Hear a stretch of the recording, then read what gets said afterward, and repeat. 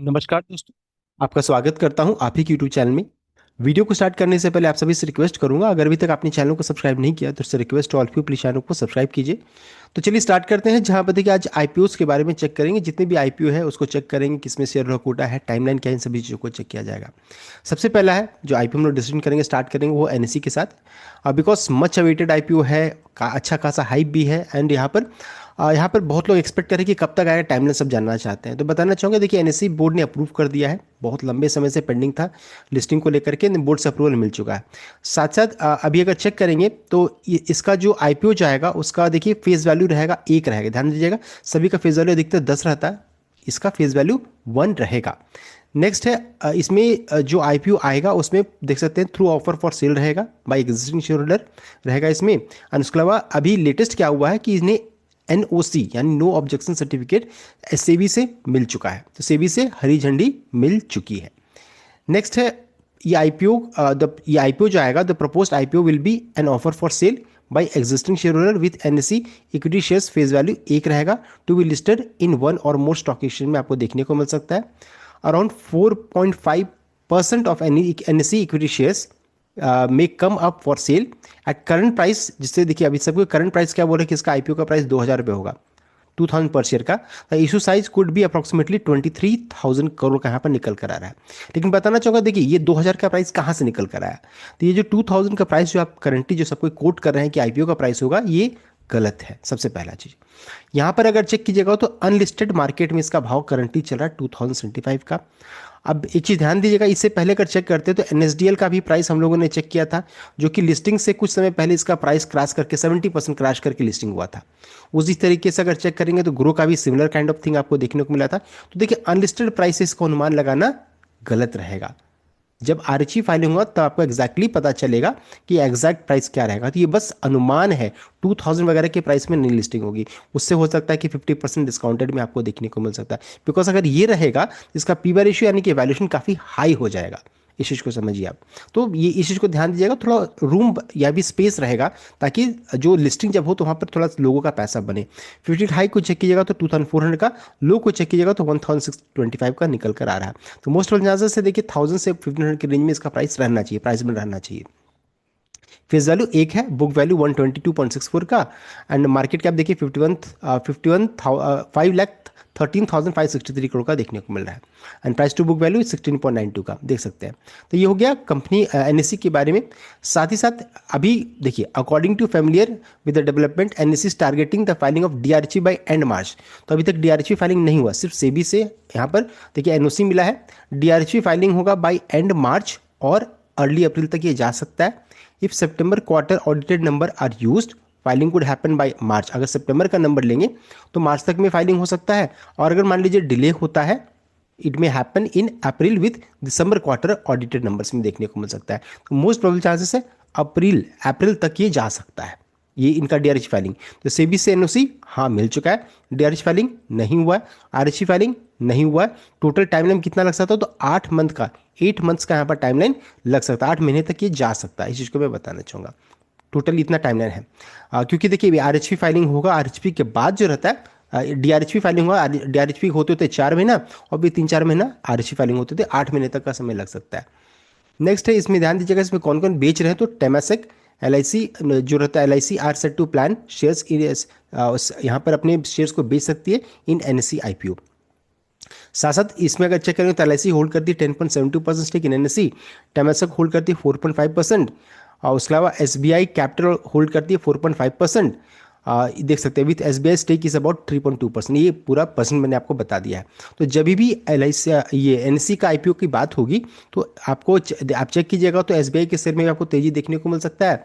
साथ साथ अगर चेक कीजिएगा तो एलआईसी के शेयर में, और इसके अलावा आईएफसीआई जो रहता है, इनके लिए बहुत बड़ी खबर हो सकती है। बिकॉज जब भी तेजी बनती है तो इसमें इसलिए तेजी हो जाती है बिकॉज आईएफसीआई जो रहता है होल्ड करती है 52.86% in stock holding corporation, which in turn 4.4% of NSE निकल कर आ रहा है, देख सकते हैं। तो इतना परसेंट स्टेक होल्ड करती है in stock holding corporation, which in turn own करती है, स्टॉक होल्डिंग ओन करती है 4.4% ऑफ एनएसई यहाँ पर निकल कर आएगा। अभी देखिए शेयर होल्डर कोटा का यहाँ पर कुछ बताया नहीं गया है, जब आरएचई फाइलिंग होगा तब पता चलेगा। तो करंटली ये है कि देखिए इन शेयर्स को एनएसई जब लिस्टिंग हो तो आईएफसीआई हो गया, LIC हो गया, SBI शेयर्स, SBI जैसे शेयर्स में आपको तेजी देखने को मिल सकती है। तो हम लोगों ने ट्रिगर्स को भी चेक कर लिया है। नेक्स्ट है SBI mutual fund, second IPO है, जो कि देखिए एसेट मैनेजमेंट कंपनी की नंबर 1 कंपनी है, इसका भी IPO की बात हो रही है। अगर चेक करें तो DRHP फाइलिंग कब होगा, तो इसी मंथ मिड फेब तक ये होता हुआ दिख सकता है DRHP फाइलिंग। लिस्टिंग टाइमलाइन कब होगा, तो अप्रैल तक ये लिस्टिंग हो सकती है, अप्रैल हो सकता है या फिर मई हो सकता है। कंपनी बिहाइंड द IPO तो SBI fund management, SBI mutual fund है। मार्केट पोजीशन तो इंडिया की लार्जेस्ट एसेट मैनेजमेंट कंपनी है with over 12.5 to 16 trillion in AUM। उसके अलावा इसमें अगर चेक करें तो structure likely to be an offer for sale रहेगा of about 10% stake by promoter. उसके अलावा शेयर होल्डर कोटा, तो हाँ यहाँ पर शेयर होल्डर कोटा है एक्सपेक्ट की। यहाँ पर देखिए अभी तक तो यही पता है कि यहाँ पर रिजर्वेशन रखा गया है किसे, तो जो भी SBI का शेयर को होल्ड करके रखेंगे RHP फाइलिंग से पहले आपको खरीदना रहेगा, इस चीज़ को ध्यान दीजिएगा। तो IPO का देखिए नाम है आपका hero Fincorp, and hero Fincorp जो रहता है NBFC सेक्टर को बिलोंग करेगी, ये प्लान कर रही है। देखिए हीरो फिनकॉर्प IPO इस plan 3668 crore book build IPO है, बुक बिल्ड इशू है, जिसमें 2100 करोड़ फ्रेश इशू है, 1568 करोड़ ऑफर फॉर सेल रहेगा फॉर इस financial service arm approve by SEBI in May. तो मई 2025 में ही इसे अप्रूवल मिल चुका है, बहुत लंबे समय से ये पेंडिंग है। इशू का साइज हम लोगों ने चेक कर लिया। साथ साथ यहाँ पर अगर चेक करेंगे तो लिस्टिंग BSE NSE दोनों जगह पर लिस्टिंग हो सकती है। और यहाँ पर देखिए इंपॉर्टेंट क्या है कि सेबी से इन्हें अप्रूवल कब मिला है, तो 22 मई को। इसका वैलिडिटी सिर्फ रहता है 12 मंथ्स। अगर मान लीजिए आप सिर्फ 2 या 3 महीना बचा है यहाँ पर, अगर इस बीच में अगर अपडेट नहीं आता, मान लीजिए 12 मंथ खत्म हो जाएगा तो एक्सपायर कर जाएगा, फिर से इन्हें सेबी की अप्रूवल लेनी पड़ेगी। तो मोस्ट वेल चांसेस है यहाँ पर कभी भी कंपनी की तरफ से इसका अपडेट आ सकता है इस IPO को लेकर के। तो हीरो मोटरकॉर्प के लिए बहुत इंपॉर्टेंट ट्रिगर रहेगा, बिकॉज देखिए इसके जो भी शेयर होल्डर हैं उनको बेनिफिट मिलेगा, यहाँ पर शेयर होल्डर कोटा का बेनिफिट मिल सकता है। तो इस चीज़ को ध्यान दीजिएगा, इस IPO को लेकर के कंपनी यानी हीरो मोटरकॉर्प की तरफ से कभी भी अपडेट आ सकता है। साथ साथ अगर चेक करेंगे अनलिस्टेड मार्केट में इसका भाव क्या चला, तो 1185 का फेस वैल्यू 10 का है, and price to earning check करेंगे तो 137.40 का यहाँ पर देखने को मिल रहा है। उसका अगर इसका मार्केट कैप वगैरह को चेक करेंगे तो मार्केट कैप भी बहुत ही शानदार है, 15,102 करोड़ का। Debt to equity 9.42, dividend yield 0 है, डिविडेंड परसेंट 0 है, रिटर्न ऑन टोटल एसेट 0 है, रिटर्न ऑन इक्विटी 1% का, रिटर्न ऑन वर्किंग कैपिटल 7% का है। तो ये ब्रीफली है कंपनी का फंडामेंटल पार्ट, जो कि ठीक ठाक से नजर आ रहा है। ब्रांड तो काफी बड़ा है। तो ये हो गया कब तक ये IPO आ सकता है, तो इसका देखिए अभी कभी भी अपडेट आ सकता है, खासकर मई मंथ से पहले आना चाहिए। नेक्स्ट है अगर चेक करेंगे, नेक्स्ट कंपनी का नाम है CMPDI, जो कि कोल इंडिया की सब्सिडरी कंपनी है, इसका भी IPO आने वाला है।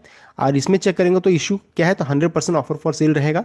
Shares offer 71.4 million equity shares, जिसका फेस वैल्यू 2 रहेगा, इस शेयर्स का फेस वैल्यू 2 रहेगा। और साथ साथ इसमें अगर चेक करेंगे टाइमलाइन, तो date and price band are pending with potential for launch in second half of FY26, यानी कि देखिए एक्सपेक्ट किया जा रहा है कि मार्च से अप्रैल के बीच में कभी भी CMPDI का IPO को लेकर के अपडेट आ सकता है। और यहाँ पर हम लोग एक भी शेयर अगर कोल इंडिया का होल्ड करके रखेंगे RHP फाइलिंग से पहले तक, तो हम लोगों को इसका बेनिफिट मिल सकता है। इस चीज़ को ध्यान दीजिएगा, इसका बेनिफिट हम लोगों को मिल सकता है। यहाँ पर RHP फाइलिंग अभी तक नहीं हुआ है, और यहाँ पर शेयर होल्डर कोटा का बेनिफिट मिल सकता है अगर एक शेयर कोल इंडिया का रखेंगे RHP फाइलिंग से पहले तब। क्या CMPDI IPO के बारे में। नेक्स्ट IPO को चेक करेंगे जिसका नाम है फोन पे IPO, जो कि देखिए काफ़ी बड़ा IPO का साइज इसका है। फोन पे जो प्लान कर रही है initial IPO, initial public offering with an expected launch in March से अप्रैल 2026 के बीच में कभी भी लॉन्च हो सकता है। कंपनी ने फाइल किया है DRHP, देख सकते हैं, with SEBI in January 2026। IPO expect करी है mix of fresh issue and offer for sale of shares aiming to raise approximately 11,000 से 13,000 करोड़ तक का इसका साइज यहाँ पर देखने को मिल सकता है। देखिए इतना बड़ा IPO आने वाला है। साथ साथ अभी है कि लेटेस्ट क्या हुआ कि सेबीज रेगुलेटरी ग्रीन लाइट, इन्हें अप्रूवल हरी झंडी मिल चुकी है। इन्हें साथ साथ अभी expected PhonePe is expected to file updated DRHP shortly, तो कभी भी अपडेटेड DRHP फाइलिंग को लेकर के अपडेट आ सकता है। And officially launch the IPO road show, market observer anticipate IPO to take place by April 2026 तक इसका IPO आ सकता है। तो ये हो गया इसका टाइमलाइन। ये हो गया अबाउट आपका फोन पे IPO के बारे में। टाइमलाइन मैंने बता दिया, अप्रैल तक हम लोग एक्सपेक्ट कर सकते हैं। नेक्स्ट है आपके सामने देखिए पूरा लिस्ट IPO का, जहां पर देखिए शेयर कोटा का बेनिफिट मिल सकता है, जैसे Jio platform, telecom and digital sector के लिए रिलायंस इंडस्ट्रीज का शेयर को होल्ड करके रखना पड़ेगा RHP फाइलिंग से पहले तक। अभी यहाँ पर इस IPO को आने में कम से कम 1.5 से 2 साल का समय लग सकता है, 1.5 से 2 साल तक, 2017 तक, ये 2028 तक ये IPO आ सकता है। बिकॉज ये मैनेजमेंट कमेंट्री में आया था कि 2 साल का टाइम लग सकता है, तो 2027 एंड या फिर 2028 स्टार्टिंग तक ये आ सकता है।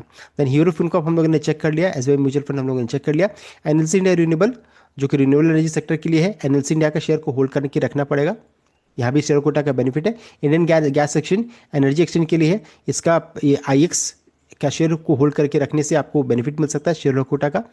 नेक्स्ट कंपनी का देखिए नाम है आपका E triple A India alternative the alt asset management Edelweiss financial, यहाँ पर है। यहाँ पर कंफर्मेशन नहीं है, लेकिन चांसेस है कि अगर एडलवाइस फाइनेंशियल का शेयर को रखेंगे तो बेनिफिट मिल सकता है। Mahanadi coalfield, then south eastern coalfield and CMPDI, ये सभी देख सकते हैं आपका कुल इंडिया का शेयर, कुल इंडिया की सब्सिडरी कंपनी है। यहाँ पर इसका DRHP फाइलिंग हुआ, इसका भी तो बात ही चीज चल रही है, बोर्ड्स अप्रूवल ऑलरेडी मिल चुका है। नेक्स्ट है बेलस्टार फिनेंस, यहाँ पर माइक्रो फाइनेंस मुथूट फिनेंस का शेयर को होल्ड करके रखना पड़ेगा, RHP फाइलिंग से पहले तक रखिएगा तब। एक शेयर बस रखिएगा तो भी इसका बेनिफिट मिल सकता है। तो यहाँ पर पेरेंट कंपनी कौन है, मुथूट फिनेंस, यहाँ भी इसका बेनिफिट मिल सकता है शेयर कोटा का। तो देखिए ये पूरा लिस्ट मैंने आपको शेयर कर दिया, साथ साथ जो इंपॉर्टेंट IPO है उसको भी हम लोगों ने डिस्कस कर लिया। ये था कंप्लीट अपडेट। आई होप आपको वीडियो अच्छा लाइक किया, शेयर किया, चैनल को सब्सक्राइब कीजिएगा। Thank you.